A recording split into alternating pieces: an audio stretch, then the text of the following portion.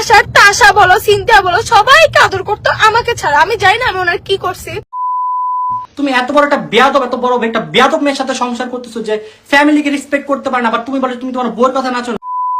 বন্ধুরা, এবার লাইভে এসে প্রকাশ্য রাকিব হোসাইন টিমকে পা ধারণের কথা বলল মিথিলা রহমান। মিথিলা রহমান আরো বলেছেন রাকিব হোসাইন টিমের মধ্যে সে ভাঙ্গন সৃষ্টি করবে। তাহলে কি গুঞ্জনই সত্যি হচ্ছে? ঋতু হোসাইন কি রাকিব হোসাইন টিম থেকে বের হয়ে মিথিলা রহমানের টিমে যাচ্ছে? বন্ধুরা, এই সব কিছু জানতে পারবেন আজকের এই ভিডিওতে। আজকের এই ভিডিওটি অনেক ইন্টারেস্টিং। তুমি যদি রাকিব হোসাইনের ফ্যান হয়ে থাকো তাহলে ভিডিওটি না টেনে শেষ পর্যন্ত দেখো, তাহলে বুঝতে পারবে রাকিব হোসাইন টিমের মধ্যে কি কি হচ্ছে। বন্ধুরা, রাকিব হোসাইন বর্তমান সময়ে বাংলাদেশের সব থেকে বড় এবং জনপ্রিয় একজন ইউটিউবার। তার সাবস্ক্রাইবারের সংখ্যা 23 মিলিয়নেরও বেশি। বাংলাদেশের আনাচে কানাচে তার অনেক ফ্যান ফলোয়ার রয়েছে।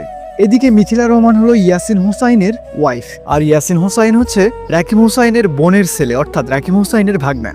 বেশ কয়েকদিন থেকেই রাকিব হোসাইনের টিমের সঙ্গে মিথিলা এবং ইয়াসিনের একটা ঝামেলা চলছে। রাকিব হোসাইন বর্তমানে বিভিন্ন দেশে ট্যুর করতেছে, তারই সাথে পাল্লা দিয়ে মিথিলা রহমানও বিভিন্ন দেশে দেশে গিয়ে ব্লগ করতেছে। তবে সম্প্রতি একটা গুঞ্জন উঠেছে ঋতু হোসাইন নাকি রাকিব হোসাইনের সঙ্গে থাকছে না। বন্ধুরা, এই কথাটি কতটুকু সত্য এবং এই কথার বিস্তারিত আপনারা আমাদের এই চ্যানেলের আরেকটি ভিডিও আছে, সেটি দেখে আসতে পারেন। আর আপনার কাছে এই দুইজনের মধ্যে কে সেরা, মিথিলা রহমান নাকি রাকিব হোসাইন? কমেন্টে নামটি লিখবেন। ভালো থাকবেন, সুস্থ থাকবেন, দেখা হবে পরবর্তী নতুন কোনো ভিডিওতে।